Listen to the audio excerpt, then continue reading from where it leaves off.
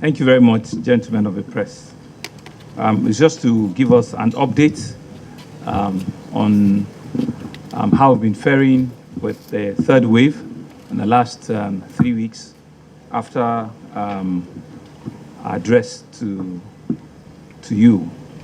So I want to start by commiserating with our residents who have lost loved ones to this very difficult and very stubborn pandemic that has been on for the past 18 months. We certainly want to continue to express our heartfelt condolences and to share in your pain and grief at this moment. Continue to say that every loss that we'll experience is one too many.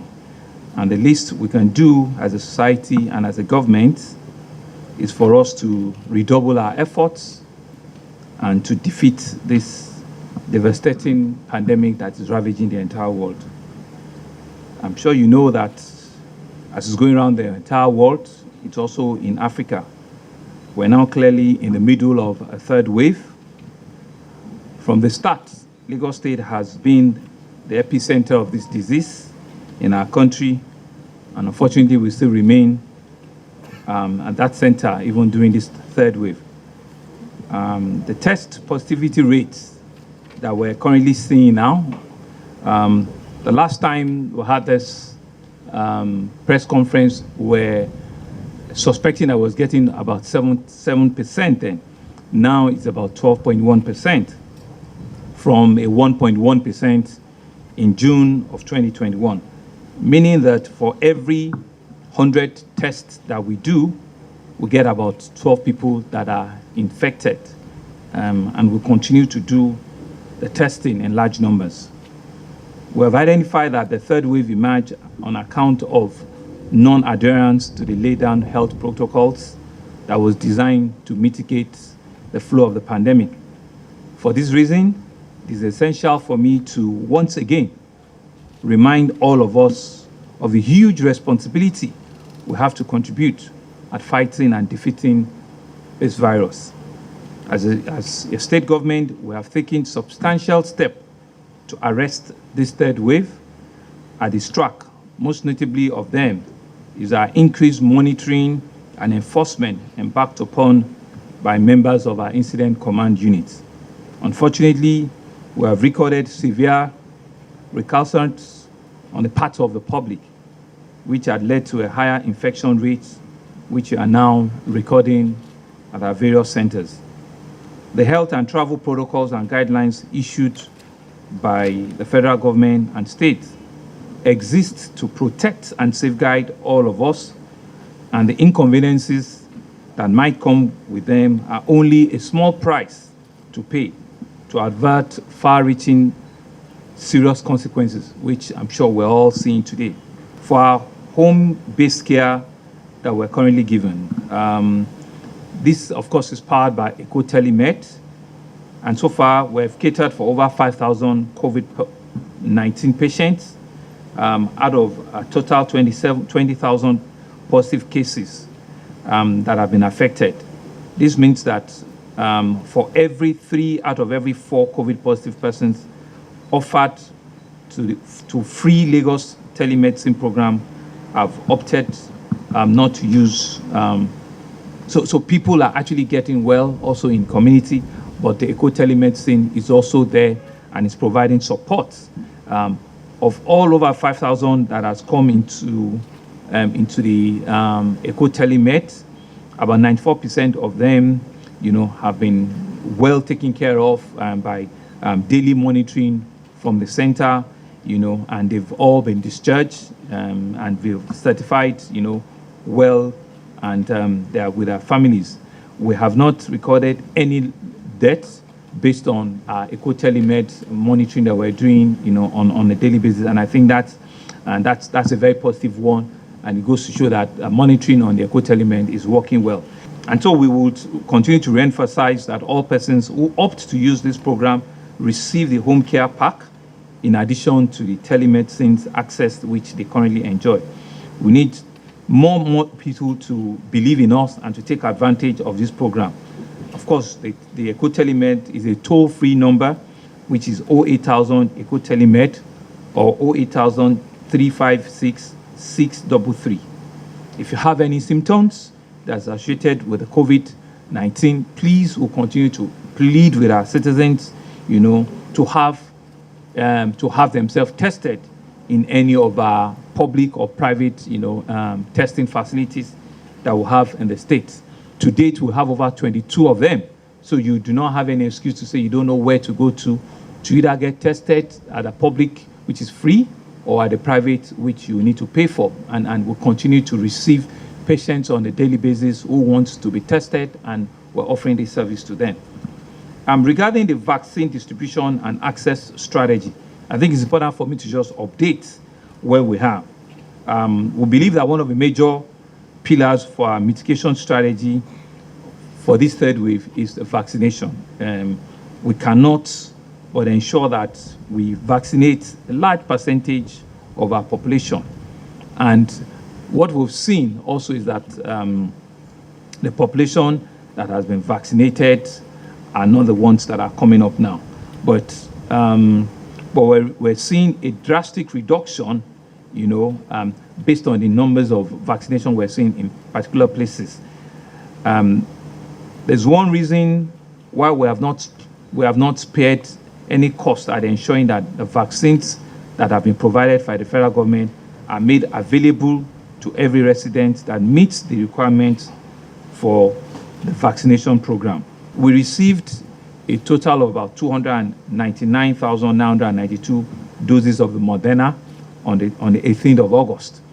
They announced that they were going to give us 601,000, but they've not given us the entire 601,000, based on their own logistics, at the federal level. But we've received just a little over 300,000 right now.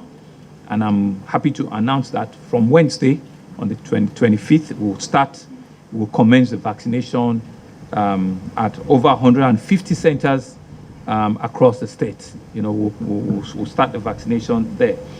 The increase in the number of centers compared to the first round of vaccination is because we want to prevent gathering of a crowd in large number, and to ensure that even the vaccination program itself does not constitute a super spreader event. So we've brought up more vaccination centers so that people can keep social distancing, and they don't need to go there and get infected and by just coming to take a vaccination. We also ensure that administration of this vaccine is based solely on appointments. Please do not visit if you don't have an allocated facility to you, or you have not registered online, and you've not been given an appointment time. The registration can be done online using the federal government vaccination portal, which is at nphcda.vaccination.gov.ng. Let me repeat that again. NPHCD, so NPHCD means National Primary Health Center, DA, then vaccination.gov.ng.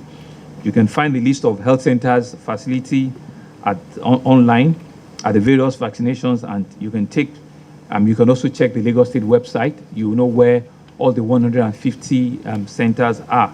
But it's important for me to reiterate that the Moderna vaccination is also a double dose vaccination, like the first one, which was the AstraZeneca. And what it means is that when you receive your first dose of the Moderna, you'll be given a date when you need to return for the second and the final dose. It's important to say that the Moderna that we're administering from this week should not be mixed up with the AstraZeneca, meaning that if you have taken the first dose of AstraZeneca and you're waiting for your second dose, please don't rush to want to say you want to take the Moderna. Just wait, because we're expecting another shipment of the AstraZeneca, so that people that have taken the first dose, they can now go and take their second dose. Under and around the travel protocols for inbound passengers, I think it's important for us to reiterate again that we're tracking persons of interest, as they arrive into our state. To date, so when I say to date, from May 8th, 2021, when we started tracking, the POIs, till yesterday, we've had almost 90,000 persons of interest that have arrived at the Murtala Mohammed airport. Of this number, a little under 1,100 of them tested positive. So it's an exercise that we're doing, and we're ensuring that we do not have anybody, missing out of the tracking. But as indicated by the Presidential Steering Committee, persons that are coming from the red zone countries, which is still India, South Africa, Brazil, and Turkey, are expected to have the mandatory isolation. Mandatory isolation meaning that you have to go to an identified, hotel, and you need to isolate, for the first 7 days.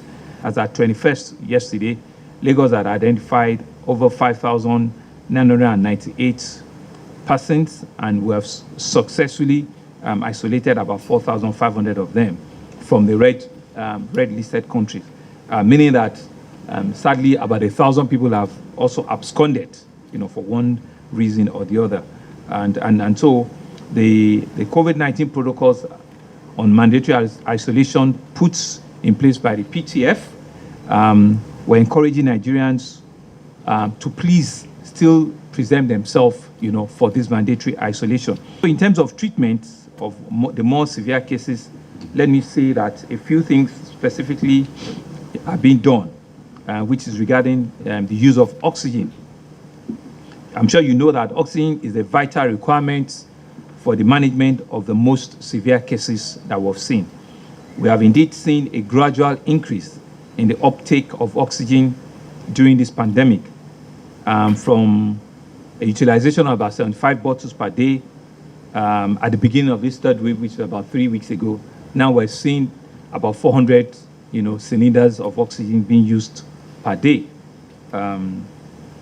With the modeling we're seeing and we're currently conducting, we believe that there might be a further increase, in the uptake and the use of oxygen over the next few weeks.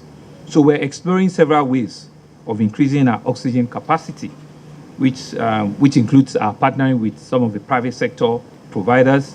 I'm sure you know that we currently have 2 oxygen plants right now, and we're expecting to complete another one at LASUT, which is the Lagos University Teaching Hospital in Ikeja, and we're also expecting delivery, of additional 2, one from the state government and one from the federal government, which we believe will increase our oxygen capacity.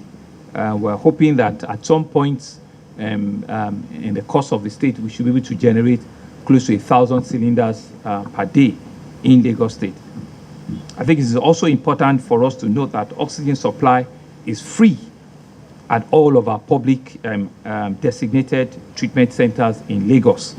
We encourage members of public to report, anybody that is asking anybody to pay any sum of money before they're given oxygen in our isolation, and this they can report or escalate to my office or to the Honorable Commissioner for Health to ensure that appropriate sanctions are given out. Oxygens are free in all of our public isolation centers that we have under our own care to the general public. Let's continue to avoid large gathering as much as possible.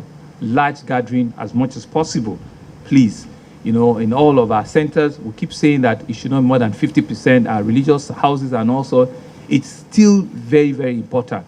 The variant that is out there now is a lot, more infectious, and it can catch, people a lot stronger. And please, let's just take this very, very seriously. And please wear your face mask at public places. Please wear your face mask and maintain high level of personal hygiene at all times.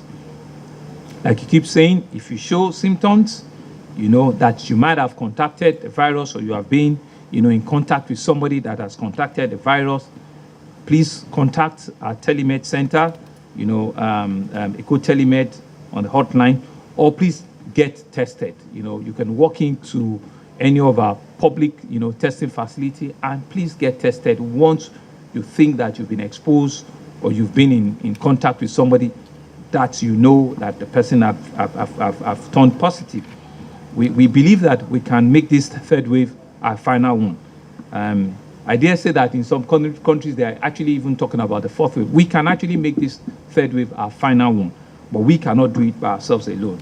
We need all of us to understand and to appreciate that, you know, as tough as this thing are, we're not backing down, we're not stopping, we're not even reducing, you know, our intensity to ensure that our frontline health workers have everything they require to work and all the resources that we need to put on the table to fight this third wave.